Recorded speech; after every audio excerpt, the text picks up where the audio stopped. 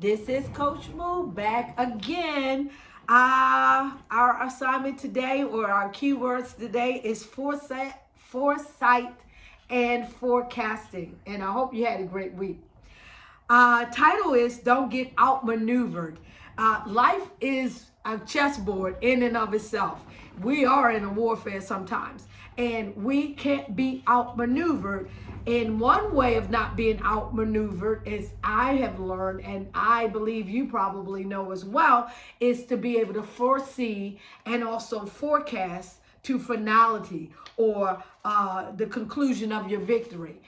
Being able to have foresight. Say a train's coming down the road, you don't wait till the train run you over. That's hindsight. Foresight says, I need to get out of the way when they start talking about building a train track, when they start having community meetings about the train. That's foresight.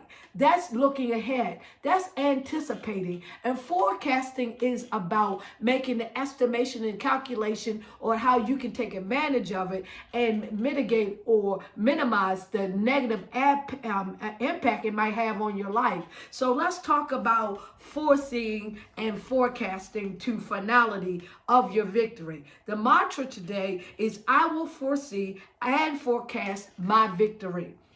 Foresight in itself is a formidable tool. It frees your mind of distress and dread and worrying and anxiety, because when you have a strategy, you don't have to stress, because you are on offense rather than simply on defense. And foresight allows you to be proactive. It doesn't allow you to have the same harm and hurt from hindsight, because hindsight is 2020. It already happened. But hindsight can be harmful. It also can hinder. It can also cause you to be filled with dread and anxiety and apprehension, because you are playing catch up. You're on defense rather than on offense. And foresight in itself informs and determines what is to be forecasted, what is to be calculated, what is to be strategically maneuvered and planned. And that is determined what gets on the radar by what you foresee or anticipate ahead of time.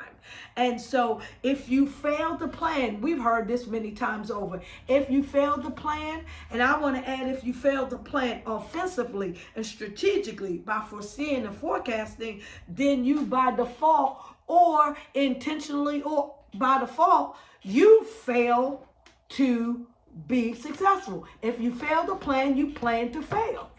And you stay on defense. You stay on your heels.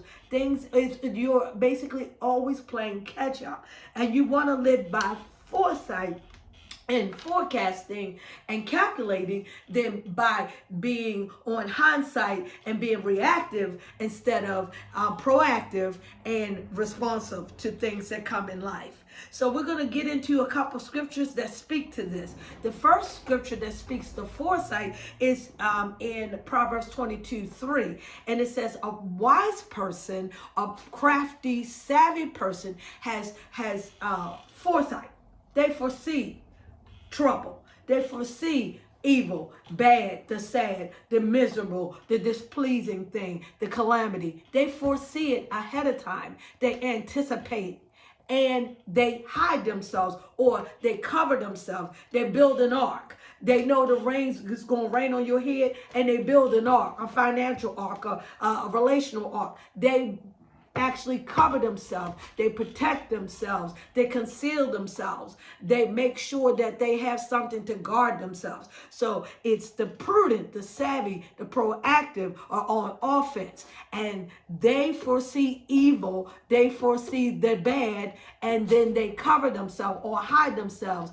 But the simple, the foolish, the gullible, the naivete, the novice, they keep going on. They keep going ahead, and they suffer, or they are punished for it. Literally, that is saying they are penalized, or they are fined. It literally saying they get fined because they are not savvy enough to plan and be on offense, and they on defense, and they're reactive rather than responsive. So I love that scripture, Proverbs 22:3. The wise person, the prudent person, foresees the trouble that's coming. They hide themselves, they guard themselves, they keep themselves, but the simple keep going on and they get ran over by the train, basically. That's what that's saying. Now let's talk about forecasting along, and those two are power-packed twins. Foreseeing informs how you forecast.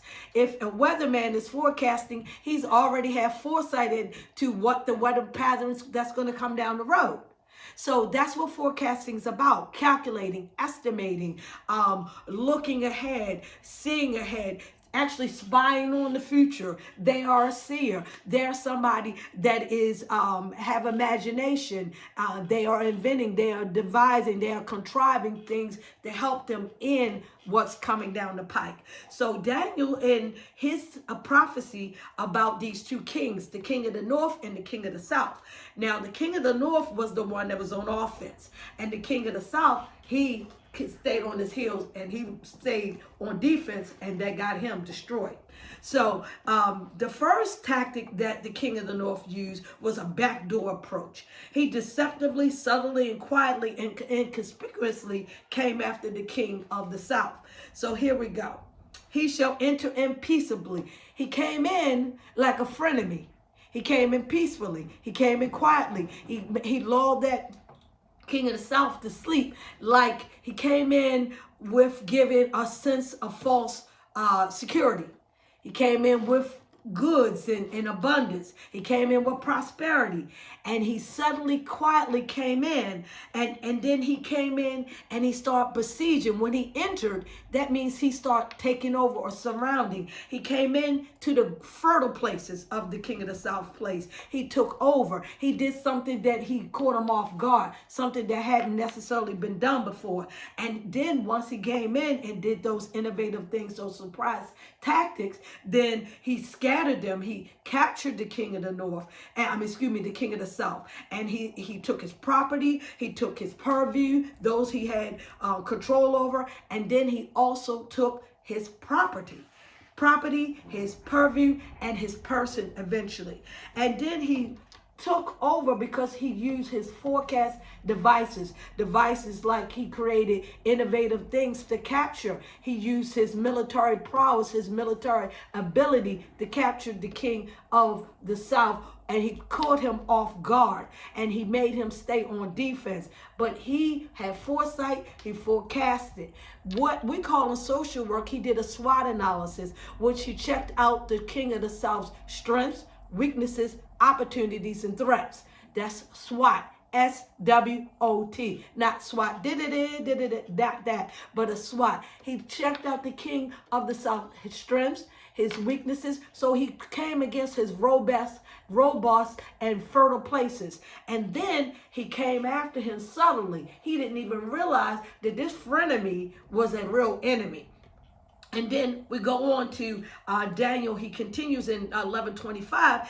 Then he came head on in a frontal attack. And it says the king of the north came in and no longer being subtle, but he came in straight on and he defeated him. The king of the north stirred up his power, and he stirred up his confidence and his courageousness, and he came with his army and he defeated the king of the south in his vulnerable places. So he came after his strong places, he came after his vulnerable places, he caught him off guard, and then he came directly at him and he destroyed him because he used his forecasting, his calculations, and assessing, and he came in stealth underneath at first, and then he came head on. So let's take this lesson away with the fact is we can't be caught off unaware. God is always dropping cues and letting us know to have some foresight what can come down the pike. We can't go ignorantly on and not listen. And when we do get the foresight, we need to start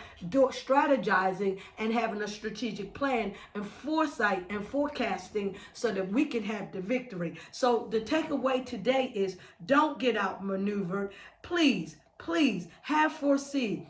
have foresight, have forecasting, a strategy. Then you can conceive a well-planned offense that includes foreseeing and forecasting, defeats and outperforms a dull defense. This is Coach Moo. I'm out. Have a great day. Bye-bye.